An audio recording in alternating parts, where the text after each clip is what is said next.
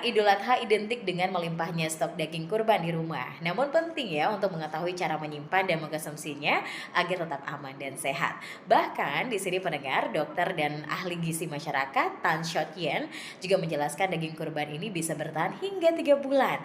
Ia menyarankan juga agar daging ini dibagi ke dalam porsi kecil terlebih dahulu dan disimpan di dalam lemari es. Karena menurutnya cara ini memudahkan kita juga, apalagi yang ingin memasaknya. Selain itu daging tidak perlu langsung dihabiskan dalam waktu singkat. Dan Tan Shot Yen juga mengatakan pendengar, mencuci daging ini masih menjadi perdebatan ya.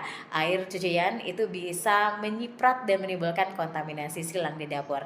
Jika tetap ingin mencuci, pastikan area dapur dibersihkan kembali. Untuk daging kambing sebaiknya tidak dicuci dengan air mengalir, tapi gunakan nanas atau air asam untuk mengurangi baunya pendengar. Dan Tan Shot Yen juga menekankan pentingnya tidak hanya menyimpan tetapi juga mengolah daging kurban dengan cara yang sehat. Ia juga lebih menyarankan penggunaan rempah-rempah alami seperti kayu manis, kunyit, cengkeh, dan juga jahe. Karena menurutnya rempah-rempah ini bisa menambah cita rasa sekaligus berperan juga sebagai antioksidan alami. Dan Tan Shot Yen juga mengingatkan penggunaan bumbu alami ini juga membantu mengurangi konsumsi zat tambahan yang tidak dibutuhkan oleh tubuh. Selain itu, cara masak seperti membakar dan menggoreng sebaiknya dihindari pendengar ya.